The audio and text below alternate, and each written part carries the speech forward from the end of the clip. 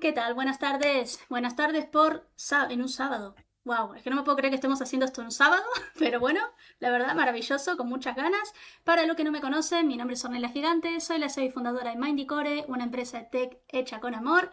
Y bueno, hoy estamos realmente con una persona que la verdad sigo hace mucho, estoy realmente muy contenta de tenerte acá. Bueno, te voy a hacer la presentación, ¿vale? Porque te la mereces. Me acompaña ahora mismo el doctor Alfonso Fons Mendoza Jr., host del podcast My EdTech Life, es doctor y máster en tecnología educativa y una de las voces más claras y honestas en torno a la adopción responsable de la IA en educación. Es un tema que aquí en Mandicore nos encanta, vivimos de esto. Los que no conocen a Mindy, vayan a echarle una ojeada porque la IA es nuestra especialidad, así que nos encanta lo que haces, Alfonso. Además de esto, también mencionar que Alfonso ha sido protagonista de la portada de la campaña Future of Education de USA Today, que no es poca cosa. Alfonso, nada. Alfonso, para los amigos, gracias por estar acá y bienvenido. Ay, muchísimas gracias. Contentísimo y feliz de poder estar aquí y aportar a tu audiencia. Para muchos que no me conocen, normalmente mi programa es en inglés, pero mi primer lenguaje es el español y cuando tengo estas oportunidades de ser un invitado y compartir con nuestra comunidad de educadores habla hispana, es un encanto, pero sí les pido un poco de gracia en caso que haya un poquito de tropiezo en mi español. Pero estoy contentísimo de estar aquí contigo, un gran seguidor, un gran fan también de lo que estás haciendo tú con tu compañía, y estoy aquí listo y contento y a su disposición para tener una linda conversación contigo y compartir con tu audiencia. Muchas gracias, Alfonso. Antes de empezar, bueno, ustedes ya saben, los que nos siguen hace rato, que yo siempre pongo los eventos en la página oficial de Mindycore en LinkedIn para que las personas, los seguidores, hagan preguntas. A partir de eso yo hago, no es un script, pero es una lista de preguntas de seguidores. Y muchos me han preguntado cómo funciona, porque a mucha gente le llama mucho la atención el hecho de que se hable español, inglés, cómo funciona el sistema de Texas también en la educación. ¿Podés hacer un enfoque más o menos Sí, general? sí, claro que sí. Bueno, para un poco de contexto, yo nací aquí en los Estados Unidos. Mis padres, los dos eran de México. Yo aprendí el inglés ya cuando estaba en el segundo año de primaria. Fue ya cuando aprendí, pero lo aprendí muchas veces nomás viendo la tele, viendo caricaturas en inglés, viendo mucha programación en inglés, y ahí es donde uno ya va aprendiendo, obviamente en la escuela también, ya con sus amigos y todo. Y entonces, pero mi primer idioma siempre ha sido el español y obviamente en casa se habla español. Mi esposa también bilingüe, su primer lenguaje es el español. Pero podemos hablar y cambiar, como le llaman, code switching aquí, que de inmediato podemos cambiar y mezclamos mucho aquí en Texas.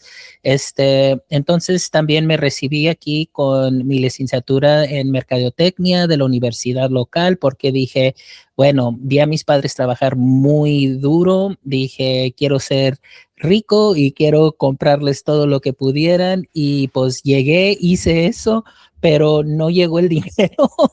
Pero bueno, lo que pasó es lo siguiente, o sea, me salí con mi licenciatura, pero lo que pasó es que mi papito pues tuvo un poquito problemas de salud, pero en mi trabajo estaba trabajando casi 6 días a la semana y era mucho, y siendo hijo único, pues obviamente hay mucha responsabilidad, y mi mamá pues también no dominaba el inglés, o sea, ella español siempre, y pues para estar allí atento.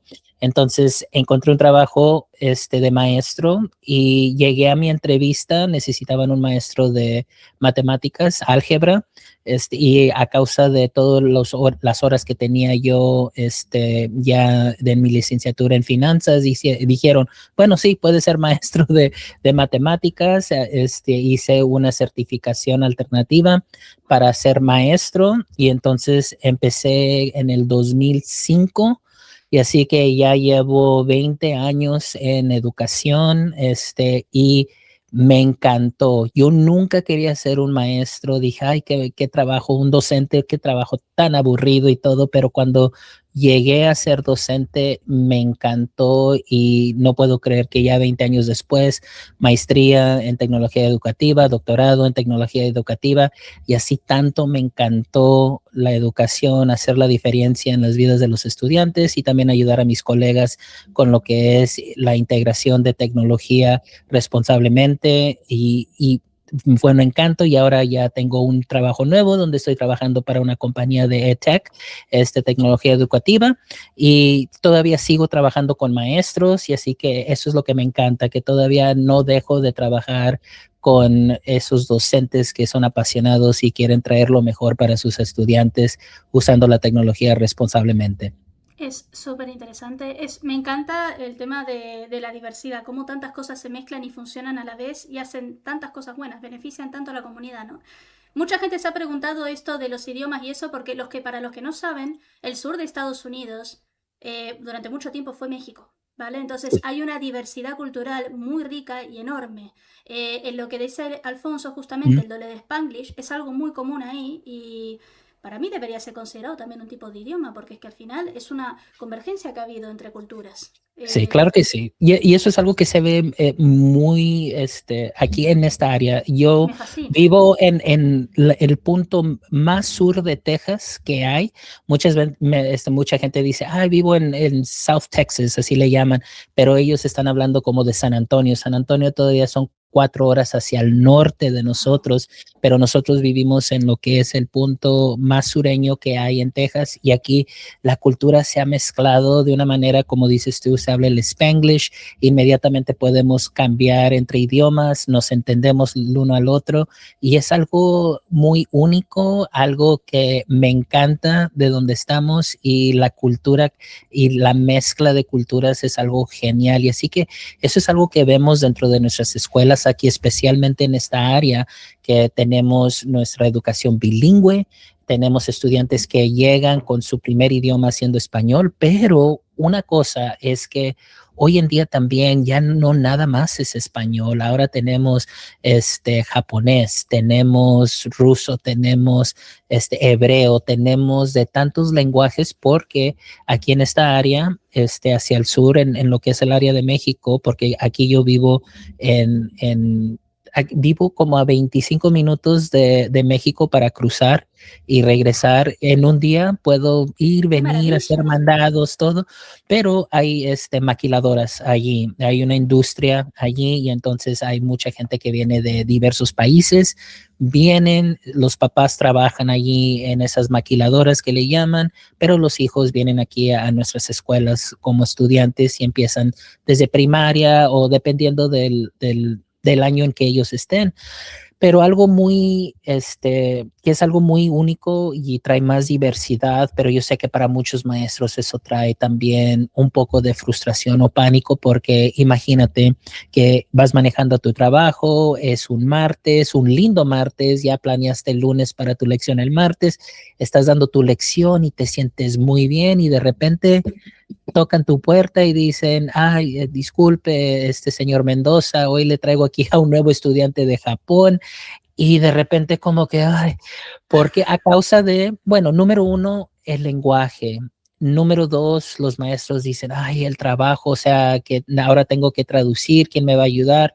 Pero eso es lo bueno que vamos a hablar un poco de las cosas positivas que pueden hacer muchas plataformas, especialmente con la IA, donde ya esa preocupación de los maestros de decir, ay, tengo ya no nada más un lenguaje adicional en mi salón, tal vez tengo 3, tal vez tengo 5, y ahora no nada más tengo un lenguaje, digo, un nivel de comprensión, sino ahora tengo varios niveles de comprensión, ¿qué voy a hacer? Y entonces eso es lo que estamos viendo, que lo, la frustración, pero al mismo tiempo estamos viendo hacia el futuro donde eso ya pueda ser algo del pasado y que los maestros tengan un alivio, ya que cuando venga un estudiante se sientan tranquilos y decir, estoy equipado, equipada, tengo la herramienta que necesito para poder comunicarme efectivamente con mis estudiantes y vamos a seguir adelante con nuestra lección de donde estemos, donde tomamos así, por decir, el módulo 2 en nuestro currículum, o ya llegamos a mediación de nuestro currículum,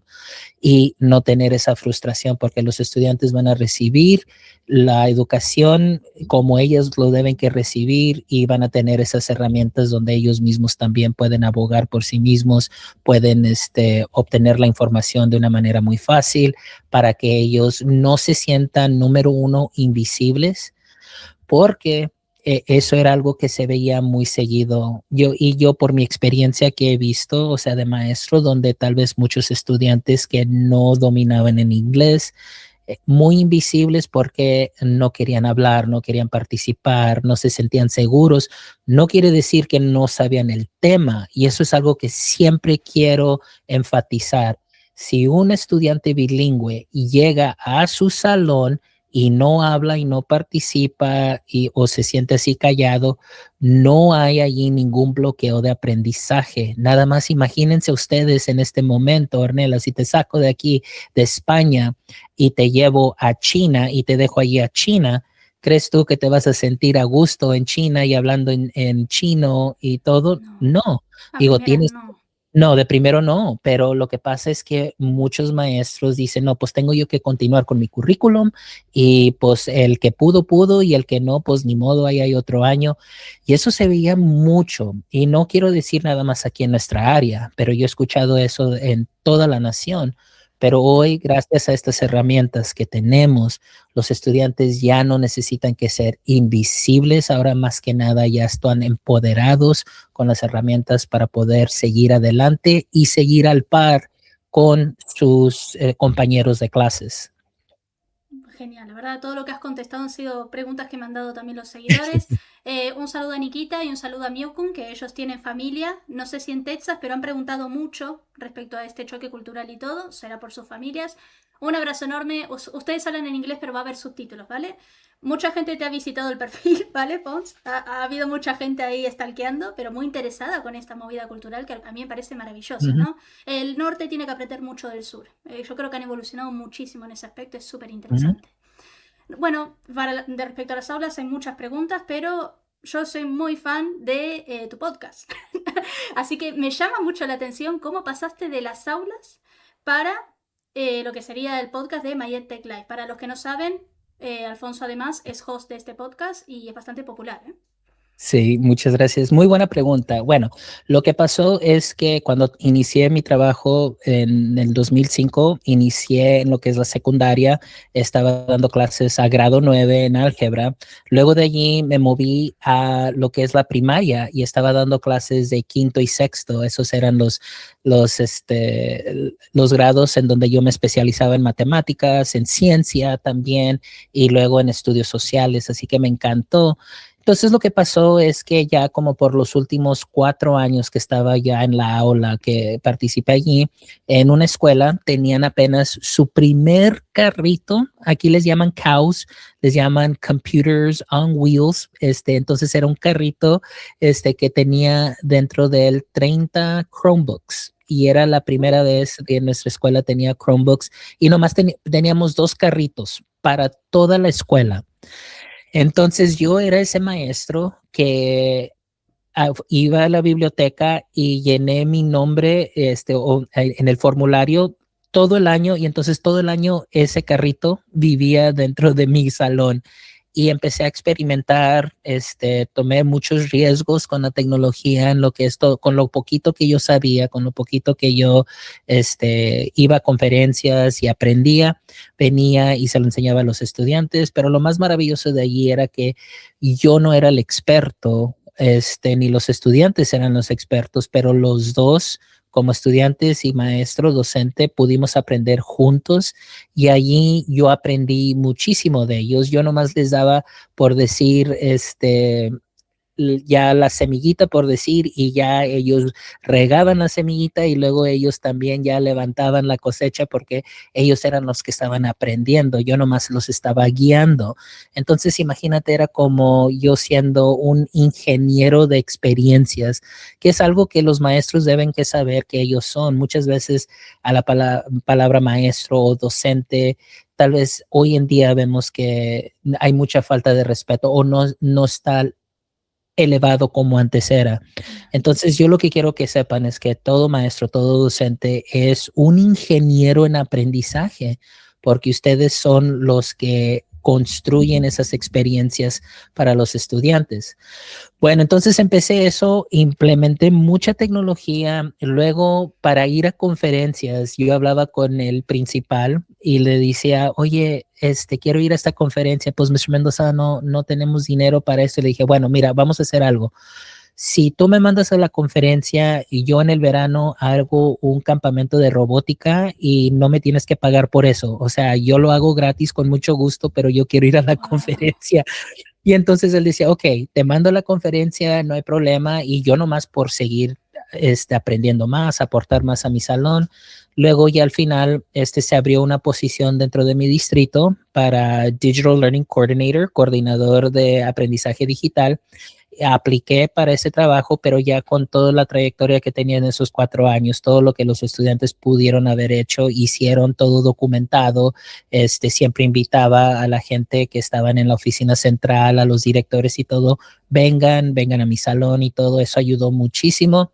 Y entonces por 8, casi 9 años serví dentro del distrito como ese coordinador, y lo que empecé a usar es una hashtag. O sea, empecé a decir, bueno, esta es mi vida de tecnología, so it's my EdTech life. So en todo empecé en redes sociales, my EdTech life, this is my EdTech life, my EdTech life.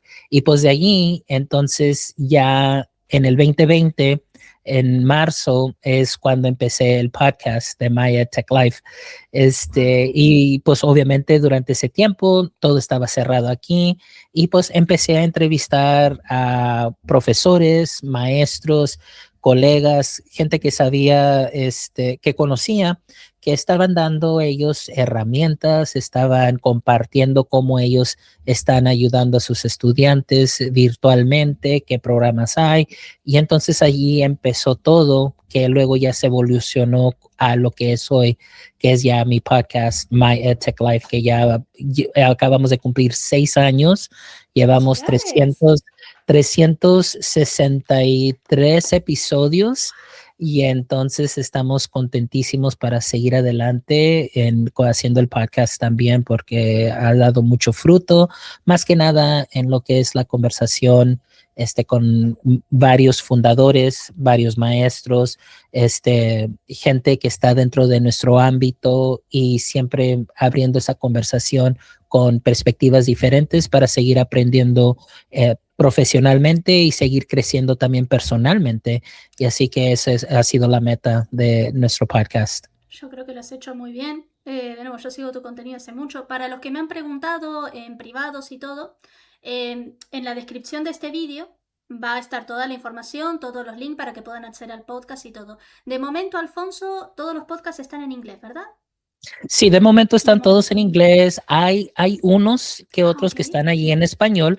He entrevistado a gente en español también, sí lo he mezclado allí, y entonces como te mencionaba antes del programa, es que quiero en realidad también tener un alcance para nuestra audiencia habla hispana. Y entonces lo que estábamos hablando ahorita, que dije, se me hace que voy a hacer otro podcast, pero ya la versión en español, para que podamos seguir adelante con ese tipo de conversaciones, porque a mí, honestamente, mi pasión, el amor que tengo es para mi comunidad de habla hispana, y siento que en realidad muchas veces se queda atrás en el sentido de que no hay tantos recursos. Digo, hay docentes fenomenales, hay fundadores fenomenales que están haciendo grandes cosas, y yo eso es lo que quiero hacer, es descubrir quiénes son, tener esas conversaciones y seguir creciendo nuestra comunidad, como digo, en lo que es lo profesional, lo personal, y tener esas lindas conversaciones que muchas veces no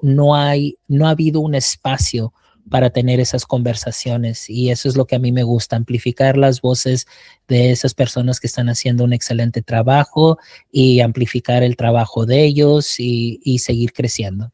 No, está súper bien lo que haces.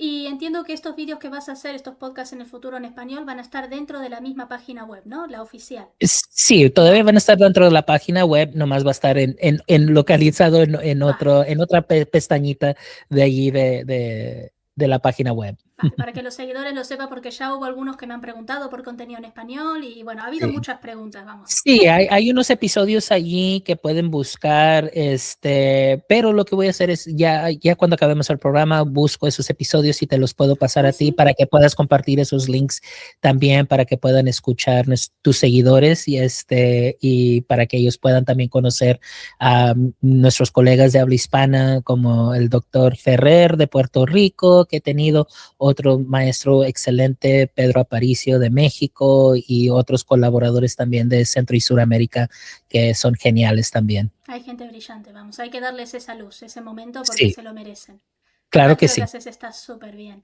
Te quería preguntar, ¿ha cambiado tu mirada de alguna manera respecto a la educación con este podcast? Porque habéis hablado con gente tan interesante. Te habrá abierto muchísimo la Sí, cabeza.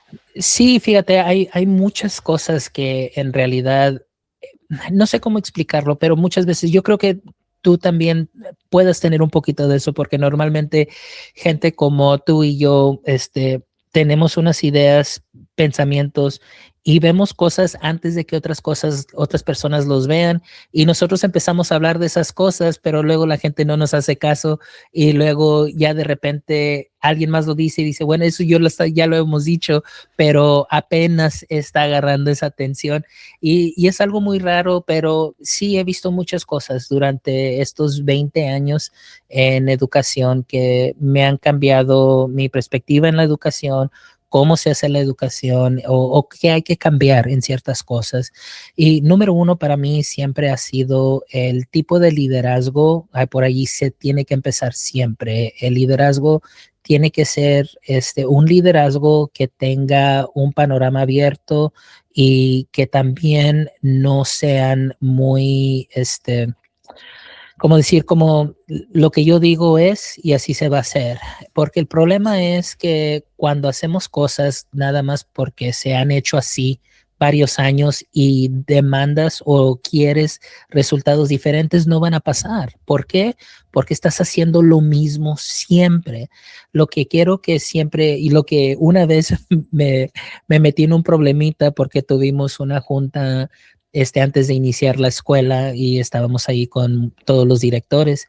Y yo soy uno que yo soy muy vocal y a mucha gente no le gusta eso, pero dije, bueno, porque estaban hablando qué podemos hacer, qué es lo que tenemos que hacer nosotros para que los maestros, y dije, mira, eso es lo que tienen que hacer. Número uno, salir de sus oficinas y antes de hacer cualquier decisión que vaya a afectar al maestro o a nuestros estudiantes o cómo se maneje todo dentro del distrito, quiero que dejen sus teléfonos, dejen sus computadoras, escojan una escuela y sigan a un estudiante, solamente a un estudiante todo el día.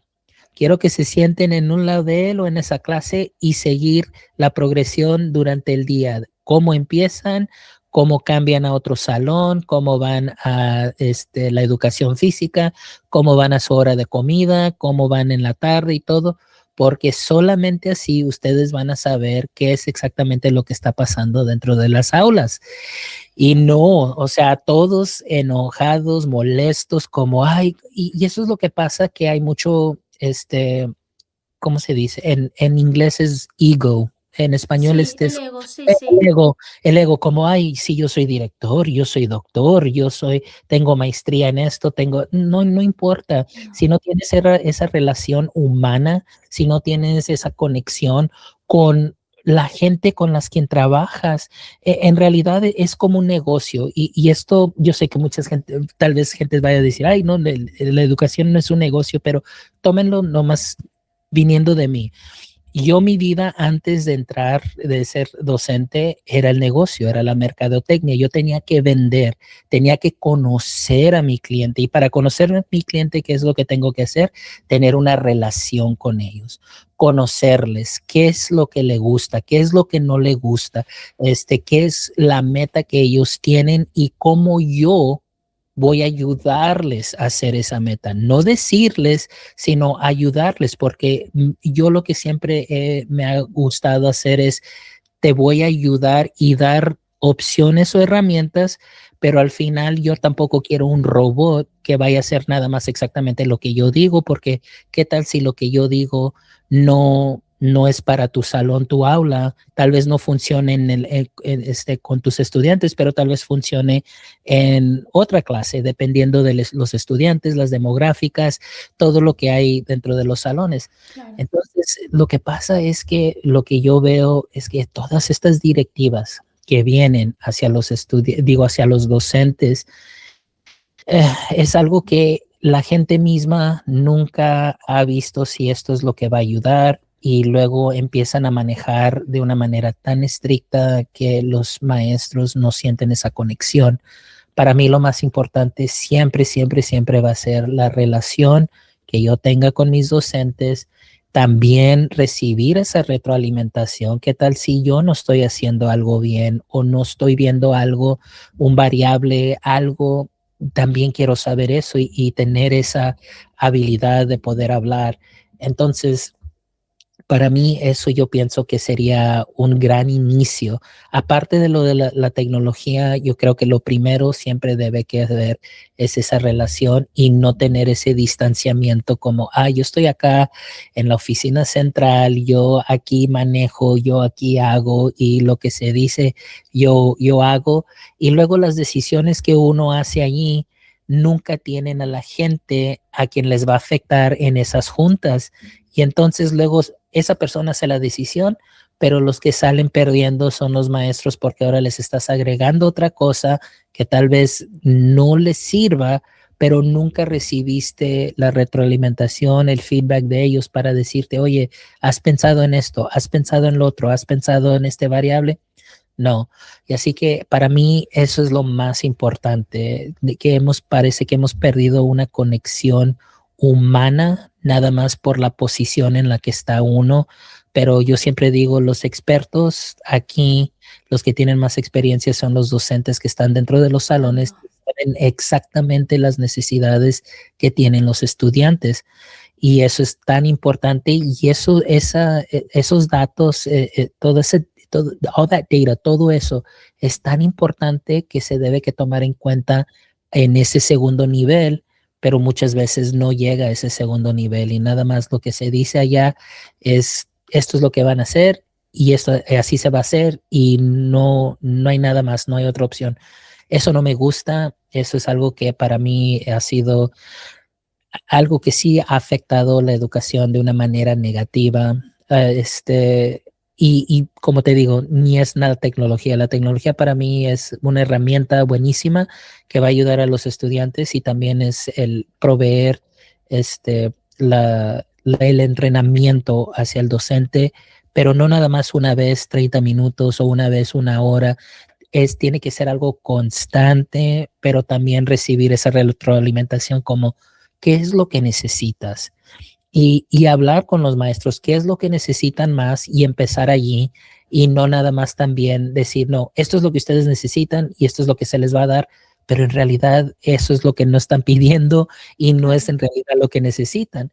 Así que, como digo yo, siempre todo empieza de arriba y los más afectados ya es cuando ya va hacia abajo, hacia nosotros, hacia los docentes, hacia los que estamos ayudando y eso causa mucho conflicto y a mí no me gusta el conflicto. Yo sé que también en toda ocasión van a haber gentes que también tal vez lo que uno quiera hacer, de todos modos no lo van a hacer, pero se les tiene que dar lugar para escucharles y también venderles la visión porque tal vez ellos no la ven, tal vez ellos también están dolidos, tal vez ellos tienen un dolor porque nadie les ha hecho caso, nadie los escucha, no se les ha dado, por decir, una palmadita aquí en la espalda diciéndole, hey, you're doing a good job, estás haciendo un buen trabajo.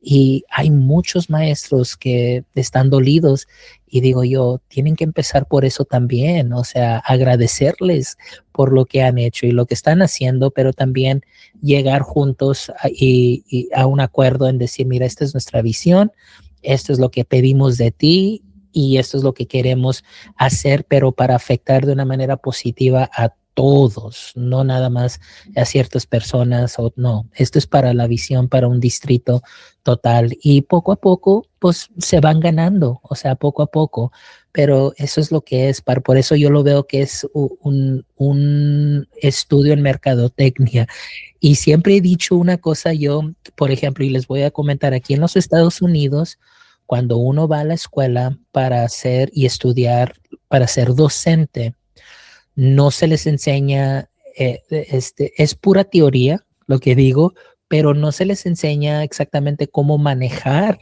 todo lo que se está viendo ahorita, cómo manejar el comportamiento, manejar esto, manejar lo otro, porque todo es, todo teoría, esto es lo que dice el libro, esto es lo que dice esto. Yo lo que les he dicho a muchos programas y cuando hablo con ellos digo, ¿por qué no ofrecen una clase en mercadotecnia a los docentes? Porque eso es algo que les va a ayudar ya cuando entren en los salones, porque cuando está uno ahí, igual tengo que vender el contenido, pero antes de venderlo tengo que conocer a mis estudiantes, cómo les conozco, cómo tomo el tiempo para ver qué son lo que les gusta, lo que no les gusta y cómo poder usar esos gustos para conectar el contenido y vendérselos y presentárselos donde ellos digan, oh, ya entendí, o ok, sí, ya, o sea, para gancharlos y para que estén atentos a esas cosas. Y así que eso es algo donde yo siempre he dicho que una clase de mercadotecnia para un docente, un futuro docente, no les va a dañar, sino yo creo que va a ser algo magnífico que van a poder usar para resolver en su salón. Está súper bien, la verdad es que sí. ¿Cómo podrías definir mercadotecnia en una oración para los que no saben lo que es el concepto? La mercadotecnia es, para mí, es todo servicio al cliente, vender, pero ser servicial al cliente. Entonces, nuestro cliente va a ser nuestro estudiante. Entonces, decir, bueno, por decir, Ornella, cuéntame un poquito de ti, te conozco y luego te observo como un maestro, un buen maestro. A lo mejor nomás es algo que yo hago porque yo cuando salgo siempre estoy observando a la gente y leyendo lenguaje corporal y todo, pero por ejemplo, si yo te observo a ti, te observo en la aula, veo con quién estás jugando, con quién no estás jugando, qué es lo que te causa frustración, qué no es lo que te causa frustración. Entonces ya conociéndote a ti y viendo eso, por decir, si estás teniendo problemas en matemáticas, entonces digo, ok, ya sé cómo tal vez hacer una conexión con el contenido y con lo que ella esté pasando la dificultad, pero vamos a ver juntos cómo vamos a poder resolver.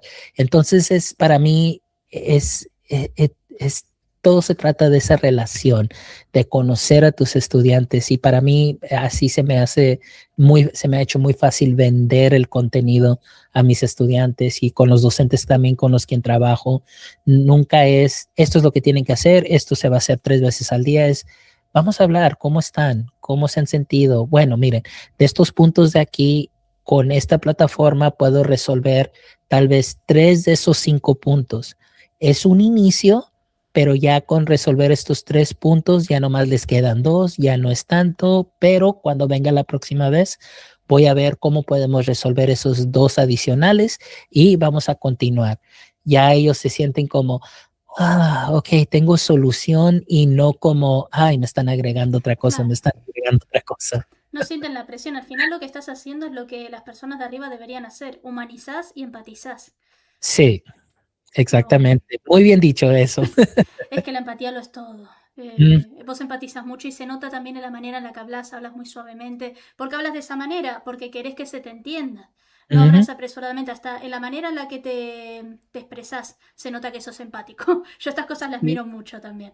Entonces, ojalá hubiese mucha gente como vos dentro de las esferas altas, porque justamente por cuestiones políticas, por cuestiones económicas y como muy bien decís, por cuestiones Ujú. de ego y de poder, nos olvidamos de que hay personas, seres humanos, seres sintientes en las Sí. esferas de abajo. Y que el hecho de que estén abajo no signifique que valgan menos que los que están arriba. Las jerarquías Ujú. están para hacer orden y armonizar, no están para hacer tiranías. Desgraciadamente, no son siempre las personas adecuadas las que tienen que estar ahí. Ya sabemos cómo funciona el mundo. No Ujú. significa que estemos totalmente resignados, sino mantener los ojos abiertos, pero bueno. Yo creo que si hay más Alfonsos en el mundo y más Alfonsos en el sistema educativo, puede haber realmente una diferencia, ¿no? Bueno, ahora vamos a entrar ahora a la chicha, ¿no? La parte... Esto todo ha sido muy interesante, pero tengo mucha gente que ha estado esperando por lo de la IA. La IA, ese tema así que todo el mundo habla, ¿no? Que todo el mundo habla, pero muy pocos mezclan esto con la educación. Se está tocando mucho el tema, pero muy poca gente lo está Ujú. tocando a fondo como lo estás tocando vos. Así que bueno, esta es una pregunta más que nada que me ha hecho un seguidor, ¿vale? Un Vale. abrazo, Alfredo, si estás por acá. Bueno, cuando lo veas, porque esto se está grabando. Lo que Alfredo me ha preguntado, ¿no? Desde tu experiencia, ¿qué significa realmente una adopción ética y responsable de la IA en el aula? ¿Y cuál es la conversación que crees que todavía no estamos teniendo? Muy buena pregunta porque hay mucho allí de qué hablar.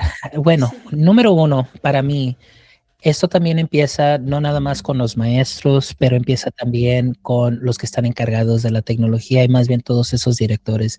Lo que pienso yo es que muchas decisiones que están siendo hechas de nuevo las están haciendo por parte los maestros en el sentido de esto, y no les culpo porque lo que pasa es que muchas veces los maestros, obviamente dentro de las aulas, hay tanta responsabilidad, tanto trabajo que se tiene que hacer, planes, bueno, todo es la planificación y luego también tener las lecciones listas para los estudiantes y muchas veces pues brincamos por decir eh, eh, brincamos ciertas cosas para decir, bueno, vamos a usar este app, vamos a usar la versión gratis, o tal vez se comunican con el app y dicen, ay, sí, yo les doy cuentas para los estudiantes, pero lo que pasa allí es que a causa de ellos tal vez no recibir esas ayudas, sentir esa frustración y igual como dices tú, no reciben ese apoyo de los directores de arriba, pues llegan a hacer esas cosas y lo que pasa es que no se fijen dentro de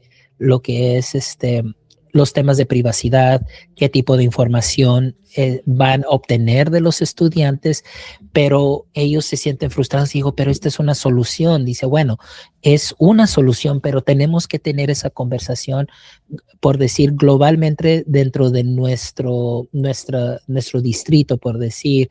Y lo que pasa es que no se están hablando los unos a los otros también. Lo que pasa es que ahorita en todos los distritos pareciera, y hay unos distritos que lo están haciendo bien, que están desde arriba, lo que es aquí en los Estados Unidos se les llama el superintendente, ya tiene una visión desde arriba y ya van trabajando hacia abajo cómo llegar a los estudiantes. Pero la mayor parte ahorita hay muchos que no han tenido esa conversación por el miedo, por el no saber, se sienten vulnerables, se sienten como, no, yo no sé nada de esto y lo que hacen es, bueno, vamos a hablar de eso poquito, pero luego, lo dejamos y esto es más importante, vamos a hablar del currículum, vamos a hablar de nuestra nueva adopción de libros, vamos a hablar de esto y ya esas conversaciones se quedan allí y ya no se hizo nada por otro año por el miedo. Lo que pasa es que hay que tener esa responsabilidad porque aunque una plataforma venga formalmente a hablar con un distrito, con un superintendente, con un director y decir, esto es lo que nosotros ofrecemos. Ofrecemos la habilidad de hacer X, Y, Z. Bueno, la responsabilidad de los directores, de los que están encargados y especialmente los que están, el director de tecnología, tienen que tener un cierto conocimiento, por lo menos básico, de lo que vienen siendo los términos de privacidad, de los datos, en dónde se van a retener esos datos, qué es lo que se va a hacer con esa información y con quién se va a compartir esa información. Ahora, esa, yo sé que hemos hablado mucho de eso, pero bueno, se ha oído mucho, pero esas conversaciones son en donde se debe que iniciar todo, porque sí. si yo como un maestro digo, bueno, no, yo ya tengo acceso aquí a la aplicación, pero no le voy a decir a mis supervisores, ok, chicos, por favor, ingresen y luego no sabes qué estás haciendo con esos datos, luego llega algo como lo que hemos visto con Instructure esta semana que hubo, se robaron los datos, con Canvas, o sea, infiltraron, robaron datos de todos los estudiantes y ahora los están deteniendo como diciendo, si nos mandan tanto, entonces ya les damos los datos, sus sistemas y todo. Y entonces eso es lo que se ha visto aquí estos últimos días y hay un gran pánico dentro de las escuelas porque esto es algo que va a surgir más y más porque lo que puede suceder es esto, esas plataformas de cierta manera también pueden tener unos prompts que pueden inyectar dentro de los sistemas y entonces van a adquirir datos que tal vez no sabías que iban a obtener y ahora estás dando información privada de estudiantes, información privada de usted mismo como docente y entonces hay que tener mucho cuidado con eso. Por eso esas conversaciones deben que llevarse a cabo. Ahora, eso es lo de la responsabilidad, porque no queremos perder esos datos y lo que sabemos es esto. Si una plataforma, y quiero que todos piensen esto, cuando una plataforma vengan y les digan, bueno, no se preocupen, no les vamos a cobrar nada, le vamos a dar, por decir, un trial, para que puedan probar esto, les vamos a dar 3 meses, 6 meses y completamente gratis. Recuerden, por favor, nada es gratis dentro de este mundo, nada es gratis y ellos de una forma u otra se van a cobrar. ¿Cómo se van a cobrar? Con toda la información y los datos que ellos están viendo, que están ingresando los chicos a sus computadoras, los maestros y todo dentro de su sistema porque cuando yo estaba haciendo mi doctorado, fue lo que me causó un pánico. Había salido ChatGPT en el 22 de noviembre, o noviembre 22, y entonces dije, wow, qué fenomenal esto, y yo ya estaba listo, esto es lo mejor. Pero luego ya cuando empecé a estudiar más y luego escribí un papel para uno de mis cursos y dije, oh my goodness, no puedo creer que esto es lo que están haciendo con los datos. Y básicamente se les llama, es un tipo de renta que están haciendo. Entonces, por decir, yo te doy esta plataforma gratis, pero yo luego todos los datos que yo obtengo, entonces yo puedo rentárselos o vendérselos a otras personas para que ellos usen eso para sus plataformas, informar sus plataformas de cómo se está usando esto y obtener toda esa información. Y eso es el peligro de allí, que ahorita yo veo que no hay nada al 100% seguro, por mientras cuanto le digan que, ay, si esto está seguro, no se va a robar nada de aquí, todo está perfecto, no crean en eso, pero tampoco al mismo tiempo quiero asustarles porque sabemos y vemos que hay mucha IA ahorita en estos momentos. Ahora, no todo es malo, ¿ok? Porque lo que vemos es, siempre va a haber un lado de eso, del lado donde hay gente que pues malos actores, les llamamos aquí bad actors, que van a usar la IA para el mal, pero a como iba al principio, cuando estaba hablando yo del lenguaje, estaba hablando de los estudiantes que vienen, hay mucho bien y muchas cosas buenas que vienen también de esta tecnología, pero uno tiene que ser responsable y leer, pero con precisión esos contratos, porque lo último que queremos es que esa información llegue a las manos de personas que no son buenas y puedan usar esos datos de una manera malévola. Entonces, eso es la responsabilidad. De una manera ética, también hay que instruir y dar saber a todos. No crean al 100% todo lo que reciban de la IA. Si usted está usando ChatGPT, está usando Claude, cualquier modelo que usted use, tenga mucho cuidado y siempre, estudie lo que recibió de esa plataforma, véala bien, vean si hay recursos que puedan confirmar eso, porque esto es un consejo que dio una invitada que tuve recientemente en el episodio 362, que dijo, al final de todo, si se comete un error, la IA no es responsable. No, Es nunca se hacen usted. responsables. Es usted la que es responsable porque yo recibí esa información y la puse como que si fuera verdad. Yo soy el responsable. La guía no tiene ninguna responsabilidad de eso porque yo no hice mi tarea en ver si ese output, lo que yo recibí, fue correcto o no. Y lo último también es que una reputación, uno dura años para hacer esa reputación, para que en un segundo y por algo así que no confirmamos, pongamos algo fuera, ya se destruye una reputación ahí, eso también es terrible. Y así que hay que tener esa ética de saber qué es correcto, qué no es correcto y no creerse al 100%. Siempre verificar, porque eso es algo muy importante que puede dañar a gente si no se usa correctamente. Entonces, ahí eso es algo lo que tengo que decir allí, pero para de nuevo resumir la pregunta, que es algo que no se está hablando ahorita en estos momentos. Yo creo que es eso, que se debe que hablar más de cómo dentro de un sistema educativo, o sea, cada distrito tienen que tener esas conversaciones y que no nada más sea un grupito de 4 o 5 personas que estén haciendo eso, tienen que involucrar a toda la escuela, a todo el distrito, para que todos tengan voz y también incluir a los padres en esas conversaciones. Y tanto. Y eso es algo que para mí, como distritos o escuelas, no hacemos lo suficiente. Siempre las conversaciones son por decir, el director, superintendente hacia abajo, pero nunca hacia afuera, hacia los padres. Y allí es algo muy importante también que debemos que informar a los padres qué es lo que se está usando, por qué se está usando y qué sistemas tenemos para poder prevenir el mal uso de esta tecnología también.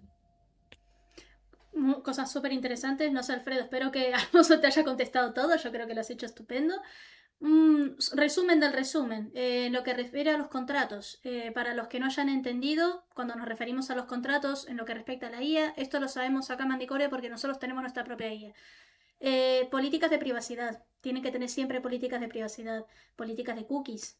¿Vale? Cómo manejan tus cookies. Hay cookies que son generales, cookies que son muy específicas. Eso lo tienen siempre que ver. Siempre lean las políticas de privacidad. Yo sé que es un coñazo, sé que es aburrido, pero pasan cosas. Lo que dice Alfonso es real. Cuando pillan una IA nosotros, por ejemplo, tenemos nuestro propio servidor. Nosotros, por ejemplo, tenemos y estamos ahora mismo, cuando nosotros empezamos con el prototipo, perdón que me vaya un poquito, pero prefiero aterrizar estas cosas ya desde nuestra propia experiencia, no inventando cosas, sino hablando de lo que nosotros estamos experimentando en Mindy Minds. Cuando se hacen las empresas pequeñas prototipados, hacer una IA es costoso. Entonces, muy probablemente, como hicimos nosotros, empezarán a pillar modelos como Gemini, empezarán a pillar modelos como Cloud o lo que sea, en lo que se llaman APIs, ¿vale? Es como una especie de carcasa que usa un modelo ya predeterminado. No te pueden decir a primeras que los datos son totalmente privados, porque no están usando un modelo que es suyo, ¿vale? Eso es algo súper importante, la transparencia es muy importante. Cuando las cosas escalan, nosotros, por ejemplo, estamos formando ya nuestra propia infraestructura, estamos creando nuestra propia IA, tenemos nuestros propios servidores, ya estamos empezando a manejar todo esto, pero esto se tiene que decir. Si una empresa pequeña, como dice Alfonso, viene y te quiere vender un servicio, encima te lo hace gratis. Primero, pedí las políticas de privacidad, pedí las cookies, preguntá por las cookies, preguntá si sus servidores son privados o no, preguntá si las cosas están en la nube, porque si está en la nube, los datos no son privados, por más que te lo vendan, no te lo están vendiendo bien, no caigas, ¿vale? Y la IA tiene que ser suya. No tiene nada de malo si ellos tienen su propio algoritmo, pero pregunten, si la empresa es pequeña, les quieren regalar cosas, ¿qué modelo estás usando? Porque hay modelos que por ahí son mucho mejores a nivel privacidad y otros no. Entonces, ya no es lo que te diga esta empresa pequeña, es saber de dónde viene el poder de esos modelos que te están vendiendo. Y obviamente, como dice Alfonso, si es gratis, chicos, no lo pillen. Es que no, porque Digo, es costoso, no lo hagan. sí, sí, y digo, como dicen aquí, dice, si algo es gratis, entonces tú eres el producto, o sea, nosotros, y eso es algo que dicen aquí muy seguido, if it's free, you are the product, entonces nosotros somos, o sea, nosotros estamos dándole a ellos en vez de ellos darnos a nosotros. Claro. Bueno, supongo que muchísima gente está enterada de esto. Lo mismo no entienden mucho a nivel guía o nivel institucional o educativo, pero lo que ha pasado con Pokémon Go, por ejemplo, es uno de los Ujú, mejores ejemplos, ¿no? Esto, bueno, hasta mi sobrinita de 12 años ya sabe, ¿no? Lo que ha pasado con Pokémon Go. El Vaporeon está genial, todo esto está genial. Y decís, un pedazo de juego gratuito que puedo jugar 24/7 sin ningún problema de tráfico ni nada. Estaban usando tus datos. Estaba en la política de privacidad, pero vos no lo leíste, yo no lo leí, nadie lo leyó. ujú, Y se han quedado con los datos, no sé si era por una empresa así de, ¿cómo se dice?, de delivery o algo, pero tienen sí. datos hasta de Tumbuktu, de zonas totalmente remotas porque esa gente se fue a buscar ese Vaporeon.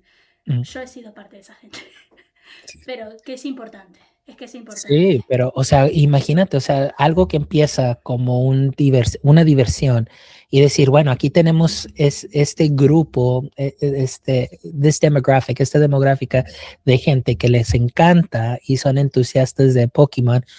¿Qué podemos hacer? Ah, bueno, vamos a hacer un juego y ellos nos van a llevar a lugares y abiertamente, con tanto entusiasmo, prendiendo nuestras cámaras y enseñando todo, o sea, todo lo que es nuestro mundo y nunca pensamos, oh, man, no se preocupen, yo estoy tratando de encontrar todos mis Pokémon, pero luego ahora, bueno, ya tenemos mapas a lugares que nunca, como mencionas tú, tuviéramos acceso. Oye, sí, hasta nosotros que tuvimos aquí, compramos no sé si en España, como se diga, pero compramos una aspiradora, o sea, una Sí, sí, rumba, sí.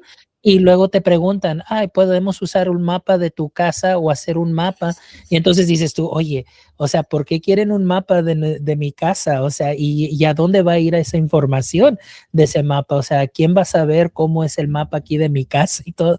Entonces ahora ya digo, hay que tener precaución y simplemente cuestionar. No les estamos Sí, diciendo que ay, no haga nada y todo y vivir en un susto, porque lo que pasa en la realidad es que esta tecnología nos ha rodeado ya por años y nos seguirá rodeando, pero es simplemente nomás mantenernos alertas y si algo se siente como, ay, no le tengo confianza o tal vez no, bueno, pues no lo usen esa intuición que tengan y digan, no, ¿sabes qué? Mejor tal vez esto no, usen eso, no pasa nada, es mejor estar seguro que luego padecer una situación difícil a causa de lo que uno se ha compartido.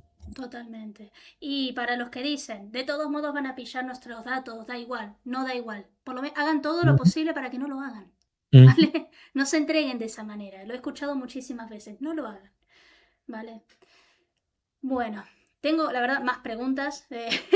Hay gente, por ejemplo, que ha visto, ha mirado tu perfil y tiene bastantes preguntas, ¿no? Respecto a lo que has hecho en la conferencia de Puerto Rico, que ya lo habías mencionado en un Oh, principio. genial. Han habido muchas fotos. Yo te he seguido personalmente y me ha gustado muchísimo, la verdad. Es como una pregunta de parte de Roxana. Roxana, no digo tu apellido por cuestiones de privacidad, ¿vale? Pero siempre podés contactar a Alfonso sin ningún problema. Alfonso, ¿qué te llevaste de esa experiencia y por qué crees que espacios como este son tan importantes para la comunidad educativa, especialmente en regiones de Puerto Rico? Ujú. Para dejar un poquito más de historia, Rosana tiene familia en Puerto Rico, entonces le llama mucho la atención, es mitad chilena y mitad puertorriqueña. Perfecto. Para mí me llamó mucho la atención. Número uno, yo siempre tenía una percepción de Puerto Rico. Cuando crecí aquí en los Estados Unidos, había un programa de televisión que era un programa de música o algo y siempre enseñaban a Puerto Rico y digo, wow, o sea, qué isla tan linda, tan maravillosa, qué agua tan bella y esto y que el otro. Pero luego cuando Robbie Cobbs y su equipo de Tech My School me contactaron y dijeron, hey, ¿quieres venir? O sea, el año pasado y luego pude ir este año. Dije, sí, claro que sí. Y que voy llegando a Puerto Rico y dije, ¿qué es esto? O sea, parece un país en ciertas áreas que se puede decir como de tercer mundial, o sea, tercer mundialista que les llaman y una pobreza. Y dije, ¿qué es esto? O sea, y no conocía obviamente tanto de la historia hasta que ya aprendí estos últimos 2 años más de la historia, de lo que ha sucedido allí, lo que pasa y todo. Pero llegué a Puerto Rico y lo que me llamó la atención es que habían escuelas donde estaban dentro un contenedor, literalmente un contenedor, tal vez un espacio de tal vez unos 4 pies de ancho por unos 8 o 6 pies de ancho y ese era un salón, le pusieron un airecito acondicionado pequeño, una pantallita, unas cuantas mesitas y apenas cabían unos tal vez 8 estudiantes allí, pero esa era una aula y estaban afuera y eran 3 aulas que tenían. Y yo dije, ¿cómo es esto justo que este país, o sea, no tengan aulas para los estudiantes? Yo, honestamente, dije, por mi falta de educación en ese sentido de Puerto Rico, sabiendo que Puerto Rico es un territorio de los Estados Unidos, y yo pensaba o pensaría que los Estados Unidos diera más apoyo a Puerto Rico por ser un territorio. Y yo pensé que la educación sería algo similar, pero no lo es.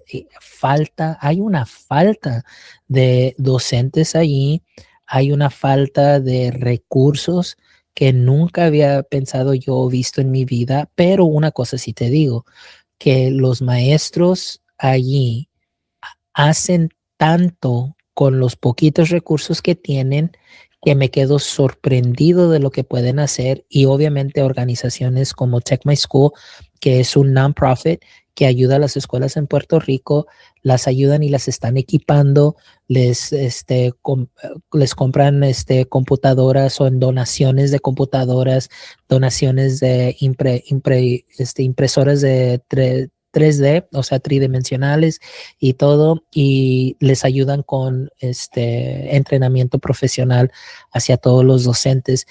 Entonces eso me captivó tanto y dije yo, wow, no puedo creer, pero esos docentes tienen una pasión grande para lo que hacen y lo que están haciendo por sus estudiantes, por su comunidad, pero sí es algo que me sorprendió que cuando llegué allí, no estoy diciendo que no hay lugares bonitos, más o menos, donde hacen la conferencia en ese centro de eventos hermoso. La playa está tal vez como a unos 20 pies de saliendo allí de ese lugar, pero ya cuando regresas a otros lugares ves una pobreza, ves y me quedo sorprendido.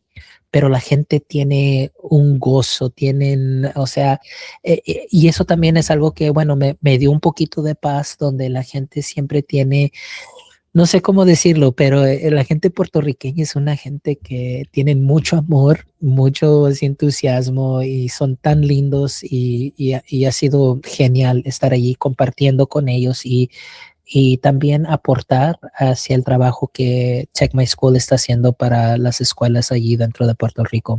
Wow. Bueno, un abrazo enorme a vos, Roxana, a Puerto Rico, la verdad. Yo te digo la verdad, estoy súper sorprendida, estoy choqueada, porque claro, yo las fotos que vi eran maravillosas y todo, y yo tenía esa misma concepción. Es como yo pensaba, es una extensión de Estados Unidos, es un país que pertenece a Estados Unidos. Bueno, es una extensión, no es un país, perdón por la burrada, pero ¿cómo los van a tener así? Ujú. En Sí, fin. y es muy sorprendente eso. Mira, nomás para decirte esto también, por ejemplo, Robbie, y su familia, ellos viven ahí en los digo, perdón, en Puerto Rico, pero, por ejemplo, él me comentó si ellos, por decir, si Puerto Rico habla, por decir, con la República Dominicana y dicen, bueno, quiero comprarte plátanos y te los voy a comprar a 25 centavos la pieza. Bueno, esos plátanos no pueden llegar allí directamente de la República Dominicana a causa de lo que le llaman el Jones Act. Eso tiene que ir hasta Florida ¿Qué primero dices? y luego de Florida tienen que regresar a Puerto Rico y entonces ese plátano que te iba a costar 25 centavos, ahora va a costar $1.25, porque nada puede llegar directamente a Puerto Rico. Todo tiene que llegar a los Estados Unidos, desembarcar y luego poner en otro barco que vaya directamente a Puerto Rico. Así es. Es increíble. Es Ujú. increíble. La verdad es que me dejaste, no. Nada, Roxana, un abrazo enorme. Yo no sé si seguís teniendo familia ahí, me imagino que sí, pero un abrazo enorme a la gente de Puerto Rico. Mucho ánimo, la verdad es lindo que tengan ese corazón. Yo tengo también amigos de Puerto Rico, muchos acá en España también, y son gente tan buena, tan benévola y tan positiva que estas cosas no te las cuentan.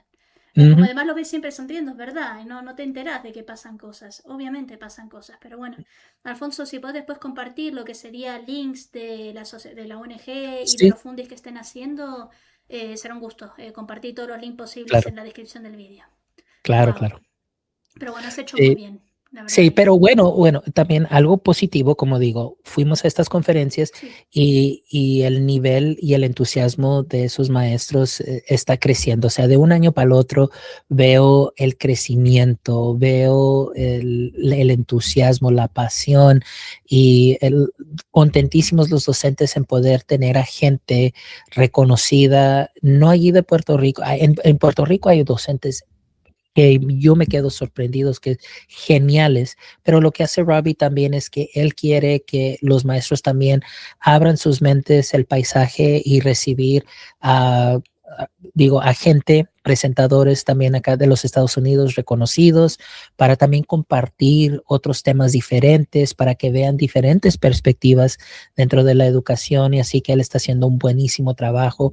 Esta última conferencia estaba allí el secretario de Educación de Puerto Rico que estuvo allí y fue un placer también conocerle, hablar con él, hablarle un poquito de mi programa y todo y fue algo genial donde ya va a haber, él dijo y mencionó que va a haber más ayuda y más Qué bueno. aportación hacia todos los docentes y el sistema allí de educativa en Puerto Rico también. Así que fue algo bonito para escuchar para Puerto Rico, pero también fue un gusto poder conocerle en persona y hice 2 presentaciones allí, que creas o no, podcasting entre los maestros de Puerto Rico, yo creo que es algo que he visto que es más popular que aquí dentro de los Estados Unidos, porque todos los maestros allí les encantó poder tener sus podcasts y los estudiantes tan entusiasmados.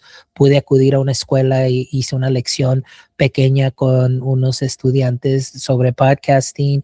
Les demostré cómo editar, qué plataformas usar, que son fáciles para usar y les ayudan a editar fácilmente. Y así que mi sesión llenísima de podcasting y mucha gente tan entusiasmada en poder amplificar la voz del estudiante, porque lo que sabemos es que hoy con la IA muchos docentes se preocupan que, ay, bueno, Alfonsito va a ir y nada más va a poner la pregunta en ChatGPT y nada más va a copiar y va a ponerla aquí en el documento.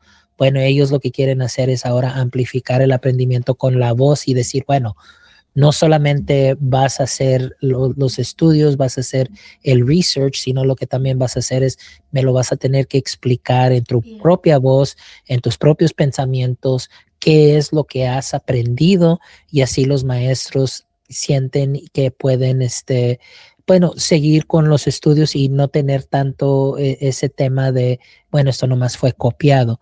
No quiere decir que no están dejando que los estudiantes usar la IA, simplemente ahora lo están usando no dependiendo en la IA al 100%, sino ayudando a poder hacer, por decir, ese outline para que ellos puedan ver, pero al final de todo ellos son los que van a tener que poner su voz y demostrar el entendimiento y demostrar el aprendizaje por medio de su voz o video. Genial. Luego tuve mi sesión de Kami, también que es para ayudar a los estudiantes de habla hispana que quieran aprender inglés o otro lenguaje.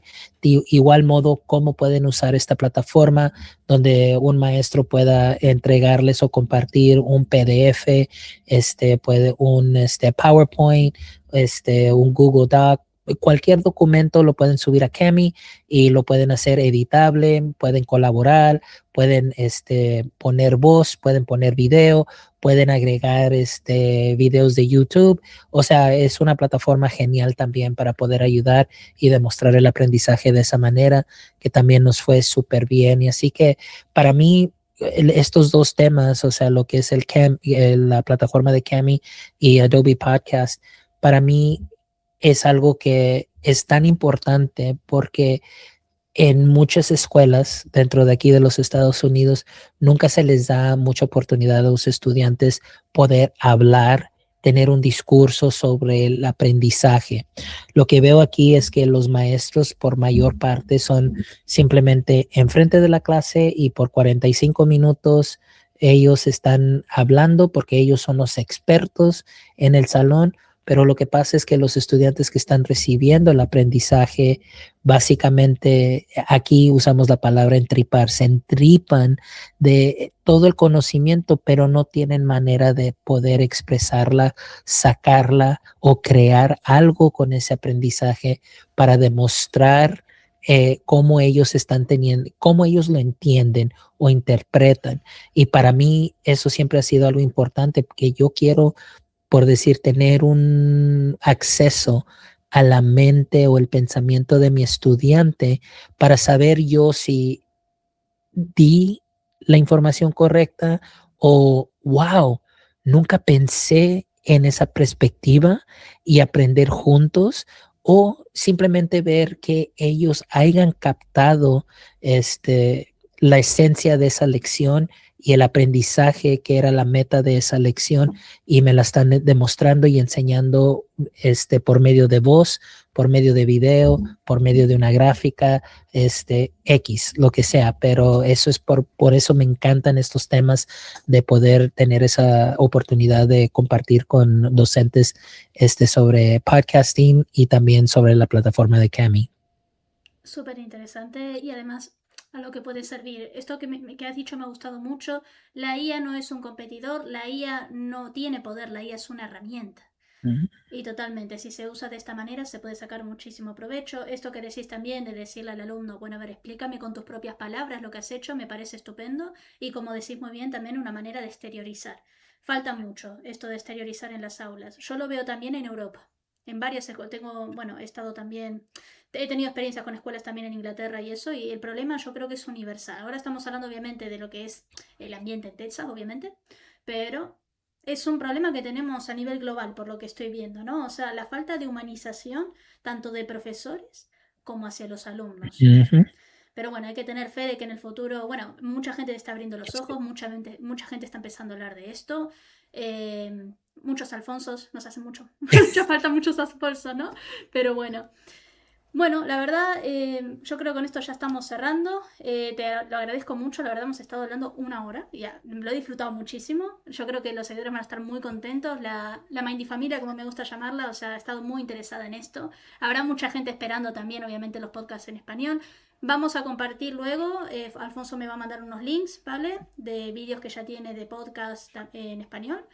Y bueno, una última pregunta antes de cerrar. Para estos docentes, estos líderes educativos o emprendedores también tech, ¿no? Como yo también me considero emprendedora de tech, que quieren empezar a innovar de forma genuina en escuelas K12. ¿Qué podrías decirles? ¿Qué consejo desde tu perspectiva como profesora? ¿Qué podrías decir?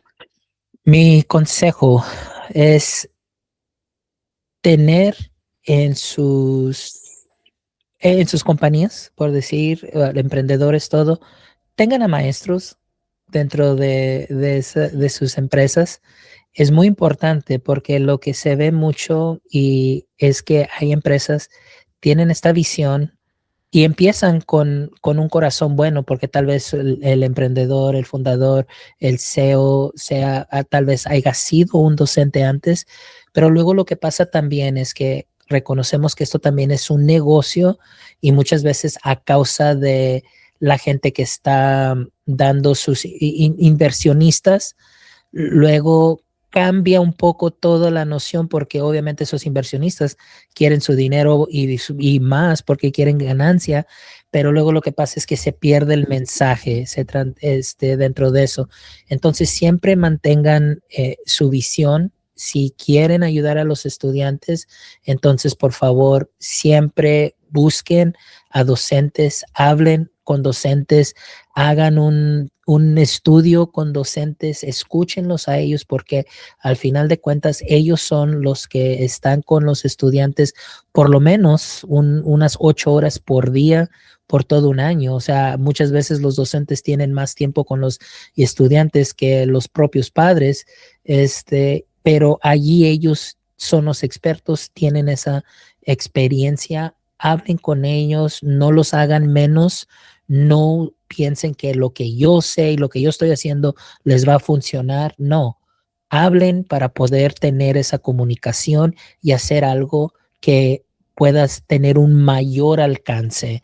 Y así que eso es algo muy importante. No se olviden a quién están tratando de ayudar y Exacto. tómenlos en cuenta. Para mí eso es lo más importante y siempre mantener esa visión y esa misión, enfoque, porque va a venir gente que les va a encantar lo que están haciendo, van a querer invertir, pero recuerden que ellos también van a querer ganar y lo que pasa es que ya cuando alguien tiene sus manos también allí dentro, entonces ellos, bueno, sugiero que hagas esto o necesito que hagas esto o por qué no haces esto, Sí. y lo que pasa es que luego el mensaje ya no es el original y ese es el peligro. Y así que yo quiero que todos los emprendedores que tengan ese corazón lindo que de veras están tratando de ayudar la educación a los maestros, sigan adelante y que tengan ese éxito. Y así que para mí ese sería lo que yo tendría que decir para mi consejo más bien. No, y se aprecia un montón, la verdad. Yo como fundadora y CEO de una empresa EdTech, yo esto lo aprecio mucho. Sí, es importante cuando estás haciendo un producto tener empatía. No solamente el ego, es siempre el problema de ese ego a la hora de hacer el producto, mucho más en lo que respecta a cosas tech. Es como, Uh -huh. hay que matar eso, ¿no? Hacer un producto también pensando en el usuario final y el tema de los inversores. La confianza que tiene tu usuario va a valer siempre mucho más que el equity que puedas darle a un inversor o el dinero que te pueda dar un inversor. Es muy cierto. No hay que corromper el mensaje, no hay que corromper un producto porque es que al final si no sirve a alguien o no le quita, ¿cómo es? No le alivia el punto de dolor a ese Uh usuario, -huh. no sirve. Construir desde el ego nunca sirve. A largo plazo, hasta después el dinero termina yéndose. Que quede por lo menos algo bonito para la gente. Así que bueno. Alfonso, de verdad, me lo he pasado súper bien. He aprendido mucho. Yo hace mucho rato que tenía ganas de hacer estas preguntas. Ha habido gente que me ha hecho más. Tengo más preguntas, pero claro, ya llevamos una hora. Lo mismo podemos hacer una continuación sin ningún problema. Ay, Cuando sí, venga. claro que sí, me encantaría. Yo tengo gente que me ha preguntado por directos, ¿eh? Lo mismo la próxima hacemos un directo. Voy a hacer preguntas, ya tengo por lo menos unos 10 usuarios que me han preguntado. Lo que pasa es que, claro, al ser un sábado no me atrevía tampoco a molestarte por un directo. Chicos, esto lo estamos grabando ahora un sábado, ¿vale? Y esto va a estar en YouTube el lunes. Yo ya me pongo a editar y bien terminemos. Pero sí, podríamos hacer luego un directo para que la gente pueda contactar con vos directamente, hacerte preguntas en el chat y eso, porque es súper interesante y todos podemos sacar mucho valor de esto.